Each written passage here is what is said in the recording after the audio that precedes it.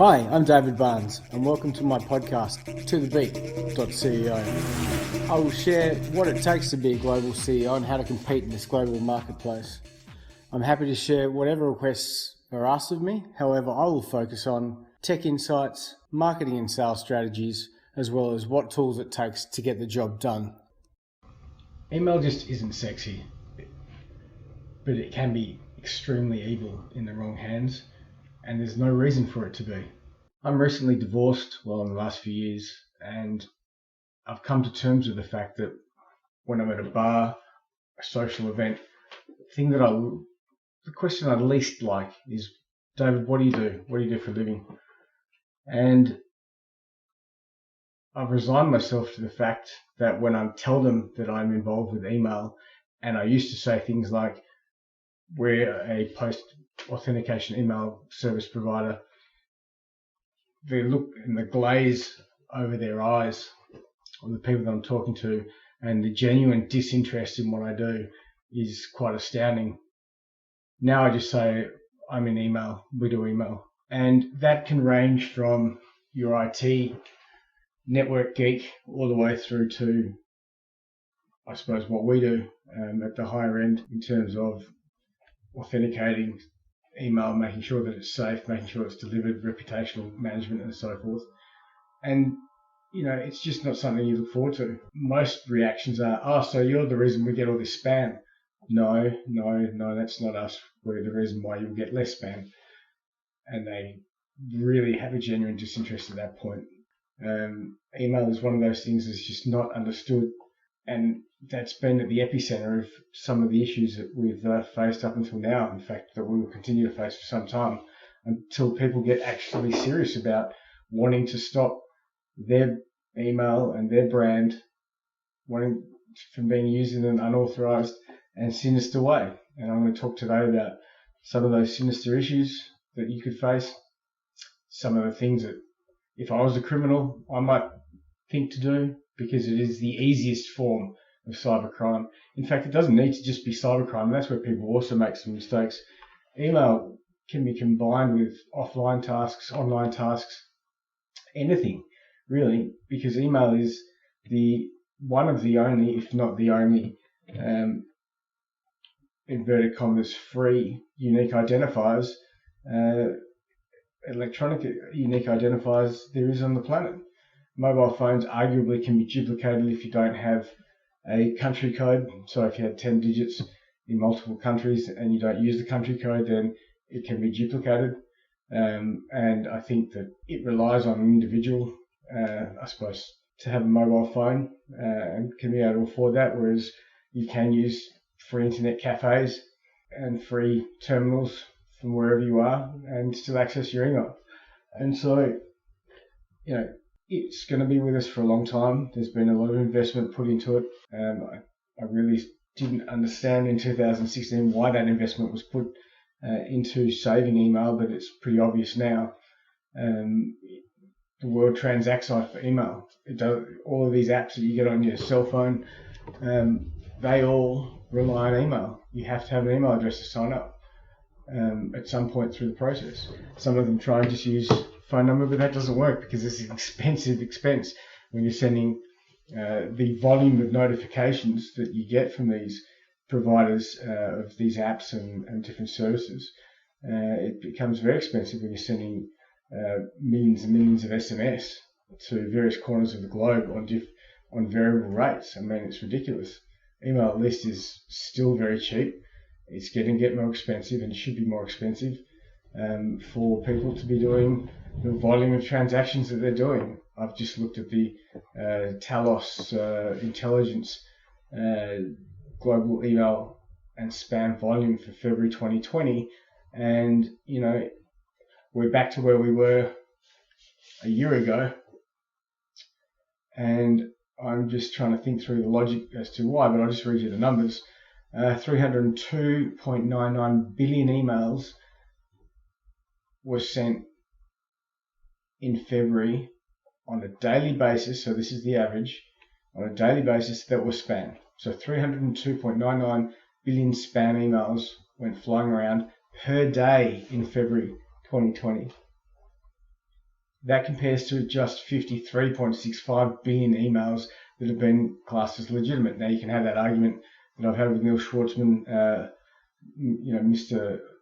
Archaic email man himself, not really a progressive thinker, just stuck in his ways, I think, and that's to you, Mr. Schwartzman, if you listen, Neil. You need to think a little bit more about what spam means, because in some countries the definition is non-existent, but in other countries where they have taken the time, like Australia, to define what spam is, you should honour that. You should honour the fact that you have what we call inferred consent. Inferred consent doesn't mean it's spam. Sure, it might be a crappy email and it might be unwanted, but is it unwanted when people publish their email address?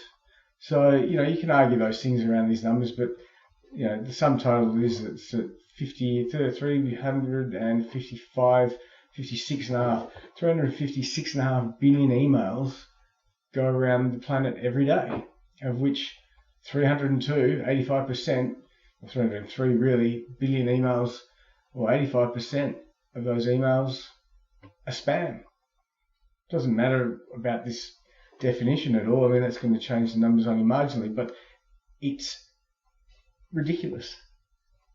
I once wrote a piece, and I remember reading it.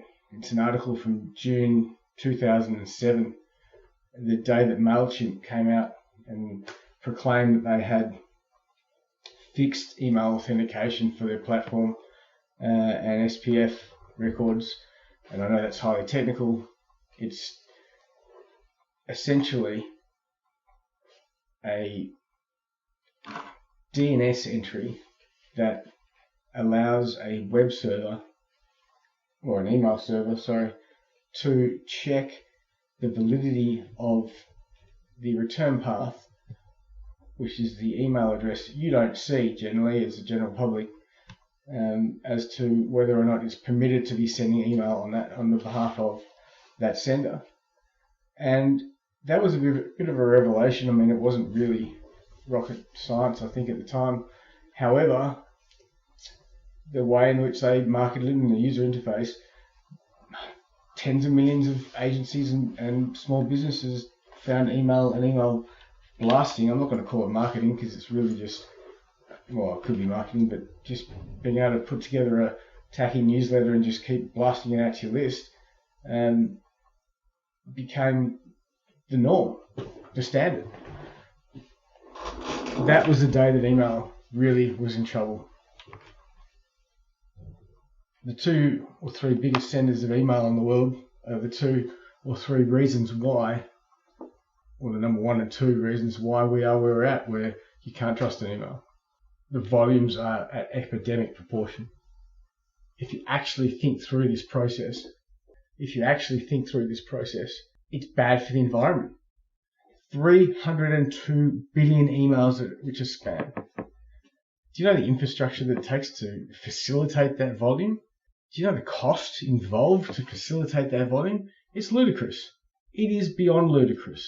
And that is because lazy marketers, lazy software people, and certainly lazy email service providers don't want to do the right thing. It's a joke. It is a joke, and I'm passionate about it. One of the things that I stand for is saving the tiger. There's only 3,900 tigers left in the world. I have a tiger that I sponsor. Her name is Shaka Khan, or his name. I haven't got to the bottom of whether the tiger is female or male, so let's call it agnostic for now. And, I was born in the year of the tiger. I was in Harimau, which is the Malay word for tiger, in school in Singapore. I'm also a Leo, which is a lion in the star system. So I feel a connection there. And I'm also very passionate about conservation. And we are just a very Aussie colloquial expression. We're just pissing money up against the wall, and servers up against the wall, and energy up against the wall because of the amount of crap that's being sent around. And it can stop as of tomorrow, and you can do something about it. TrustedSenderScore.com will show people how to fix their domain so that they become more accountable. Their domain cannot be used in a spoof attack, and they'll receive less spam. We've published the top 20 spam ESP URLs, and guess who's in the top 20? All of the ones that people are using. Why? Because the easiest way for me to spoof an email is just to go and use the infrastructure of those mail houses, such as, well, not a mail house, email service providers such as Mailchimp, Mandrill, SendGrid. Look, SendGrid's a good. I'm not judging anybody here. I'm just making sure. Well, I'm judging Mailchimp, and I'm also judging Campaign Monitor because they've done nothing about it. SendGrid gives you a solution. SendGrid should actually lock down their return path from being used by all of their clients, and then they would not be on my hit list. And they can. SparkPost the same. That all of them. They just need to man up and take the big step like we have. Oracle, another one. Terrible. The issue with Oracle is, I've met with the guys at Oracle in their mail division, and they know exactly what the problem is, but they're too caught up in the politics of an organisation and their clients and what's going on to actually want to do the right thing. You're called out, Oracle. Absolutely called out. You're a disgrace, to be honest. The size of the company you are and the people you've got involved, disgrace. Anyway, we'll leave those matters for another time. TrustedSenderscore.com has given the power back to the people. You can now search and check if an email domain is safe or not. And why is that important? It's important because nobody understands email, and giving it a rating out of 10 and the factors that we look into will help mums and dads protect their children from pedophiles, from criminals, from cybercrime. Put best practices in play for their kids. Check before you buy. Check before you act on an email, because it's not safe. People need to start using words that are important. Email is not safe. Email can be safe, and some email is safe. And here's how you go and check it. TrustedSenderscore.com. Stick in the email address or the domain, and you then can make some healthy decisions and wise decisions. I touched on pedophilia then. It's not a taboo and disgusting subject, but let's just talk that through. I'm Mr. Predator is looking to take advantage of whatever. I can't really go through it. I get a bit caught up with this. Anyway, what's one of the easiest things that they can do? If they know Johnny, they've been watching their target, I suppose. They just nearly. Sorry, I just don't want to actually give away how easy it is, but they can spoof an email on behalf of any one of those school teachers, the administration. How do you get the administration or the school teachers' names? They can walk up to the front desk of any school, ring up, pretending to be X, Y, and Z, and get the names of whatever they need. They get one simple email, look at the format. They've got the format. They then spoof the email address, send it to the parent. To get the parent's address isn't hard. Roll up to the front door, knock, ask for a donation, anything. And that's where offline, online becomes blurry.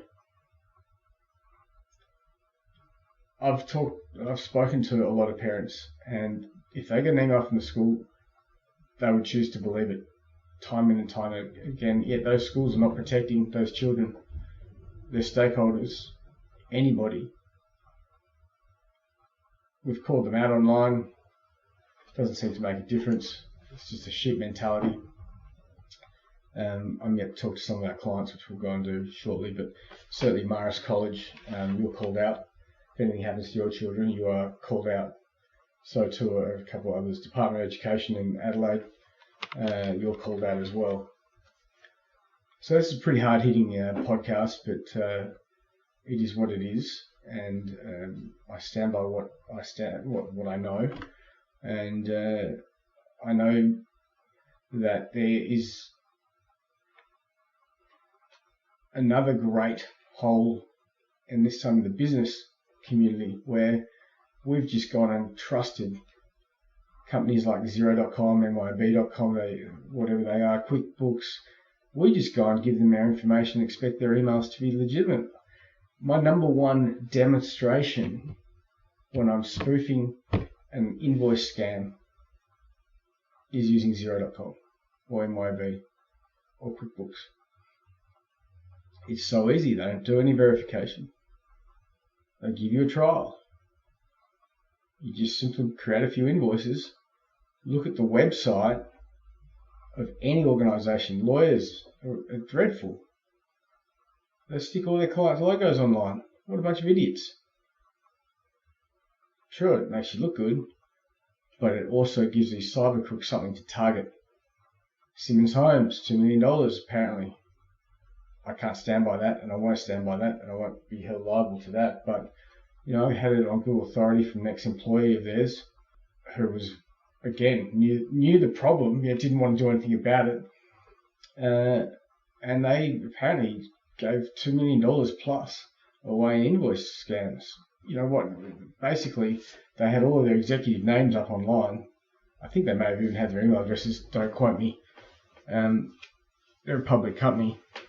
They deal with big invoices generally. And when I'm talking big, I'm talking $5,000 to $100,000 worth. So anything mid-tier would slip under the radar. Apparently 15 or 20 invoices got paid around the $50,000 mark to scammers. They just sent an email, and this is where inbound protection is so important as well as outbound protection. They simply sent an email, and in the from address they had the general manager's name approving all of these invoices from different companies or what have you. And it's not rocket science. I mean, you don't even need to be in this country to find this stuff out. You can be overseas, you can be anywhere and find out the stuff you need to find out. The second you've got an email signature from a company, you're good as gold. How do you get an email signature? Ring up accounts and tell them to send you an invoice, or ring up and get a sales inquiry in, because the sales guys are always so hungry. That was me tapping the desk. They're always so hungry for leads, they just send out emails anyway. And there's the bloody solution. Right there. The email signature. A current email signature. Exactly how it's laid out. There's a blueprint for you. If I was a cyber crook. Oh dear. Police. How easy is that? I've even through a consultant buddy of mine, I'm not sure whether he's much use these days, but the police. Easy. I'm a gangster. I want to go down and do some fraud. I want to go down and stand over somebody. I can pretend to be the city council, the Lord Mayor, for Christ's sake. It's so easy. And so then it becomes a little bit sexier, email. So understanding email and having what we call jabs in Australia, but having people poke fun at you, calling you Mr. Email, it's not such a bad thing at the end of the day. There's a lot of good to be done when we get this solved, because that 85% of the daily spam rate, which actually had dropped to 70% as in line with my predictions, it will ebb and flow. Don't get me wrong. It will ebb and flow as the criminals either go through their general waves of getting organised and getting out some stuff, or we have events come up where it requires a lot of e-blasting, or I'm not going to call it marketing because it's not.